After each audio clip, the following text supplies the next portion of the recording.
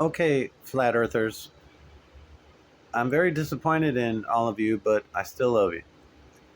Now, I don't appreciate that you're all ignoring the fact that people can't murder with their breath. Okay, if you're smart enough to figure out the earth is flat, you're smart enough to know it's much easier to know you can't kill anyone with your breath. Therefore, no one else can kill it. People can't kill each other with their breath. And it's so easy to say. People can't kill each other with their breath on God's flat earth. It's one sentence to change the world, and it just eats me up that y'all aren't doing the right thing. Okay, just because it's scary and blah blah blah, and there's a million reasons not to. You got to think about God and think about this is too easy. One sentence to change the world. If a million people typed one sentence, and it's just unbearable to watch. And there's this meme that goes around that talks about how good people doing nothing is what's going to it irritates people who help the most.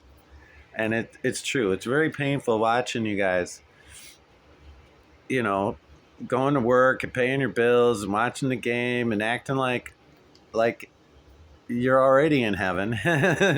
You're already saved, you're already in heaven. It's just nonsense.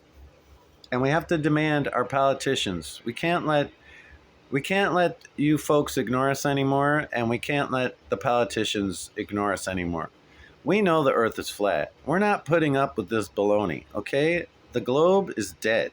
You may not, I'm ahead of my time. I always have been. That's why they turned me into a zombie when I was 17, because they knew I was born to change the world.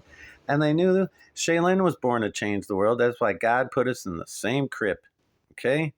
If you guys think I'm wrong, God's gonna prove you wrong. Okay, the evidence is there. I've been living my life. I know what God's done for me. I can see what God's done for Shaylin. I know how horrible Shaylin had it. Okay, and